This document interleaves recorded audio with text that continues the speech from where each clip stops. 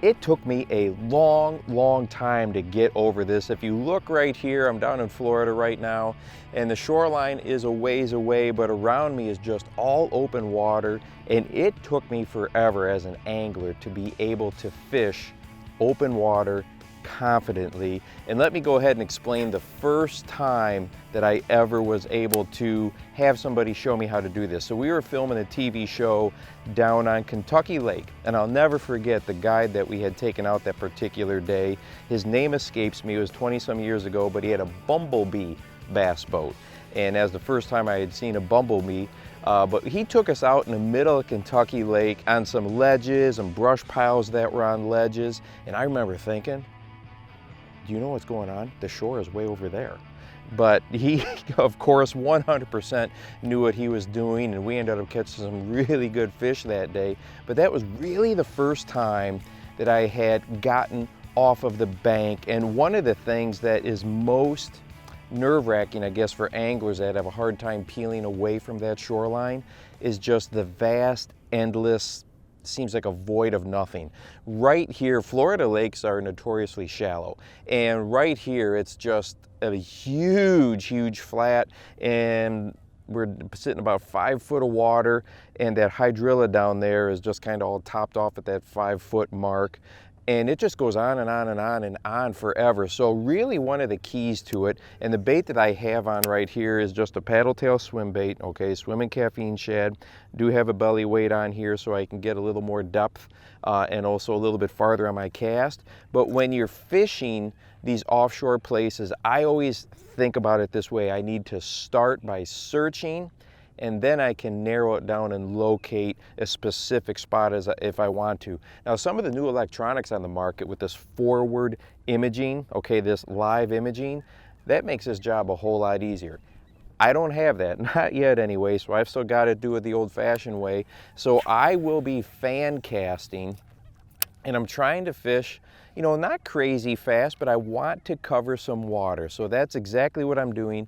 And my goal here is to get a bass to reveal themselves. If I catch them, that is awesome, okay? Always is awesome. But if I can see a follow, if I get a blow up, if I get a strike, a little tug, now I've got bass that have revealed themselves.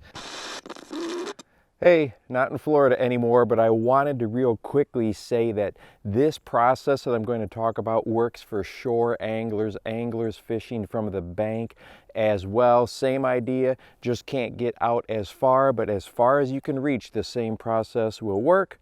Now back to Florida. So as I've got the boat sitting right here, I'm going to go ahead and fan cast a fairly broad area, all in this searching mode. And right now it's January down here in Florida, so these bass are in various stages of the spawn. And I don't have a ton of experience here, so it's not like I can go to a few spots and be like, you know, in the spawn and back in whatever year, I nail them right here. I've got to kind of locate those fish moving in and out of those spawning areas, so that's what I am doing here today. But when you can find these fish, okay, so I've already covered, you know, 3 areas here. When you can find these fish that are staging up offshore, the really great part about it is, one, there's a good chance there are very few other anglers that will have located that group, okay? There's maybe going to be some, especially on a weekend maybe, but you probably found a group of fish that nobody else is touching. So that is by far the best part to it. And the other thing, in my experience, when I've been doing this, is a lot of times these fish that are offshore, and remember, offshore doesn't mean deep, okay? It just means not right up on the bank. Is also in my experience I found that a lot of times these fish seem to be a little bit more willing to bite, probably because on some of these heavy pressured lakes they aren't getting, you know, pounded and seeing 5,000 different things. Some of the lures that I like to use, obviously soft jerk baits, paddle tail jerk baits work well, but think about anything in that horizontal category, okay? Topwaters will work. Walking topwater is a great one. One of my all-time favorites is jerk baits. Crankbaits can be good. Square bills can be really good, the square bill crankbaits. So you're trying to think about how can I cover water, and you've really got to get that mindset of search,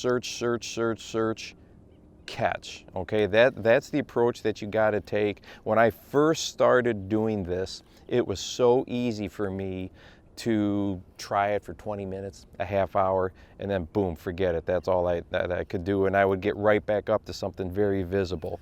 But if you put that time in, you're going to take that bass angling to a whole new level. And hey, if you want to watch a video on maybe a couple things that is holding your crankbait angling back, go ahead and check this one out right here, and make sure that you go out and encourage someone today. You never know how you might just change their life. For the Bass Fishing Life, I'm your host, Steve Rogers.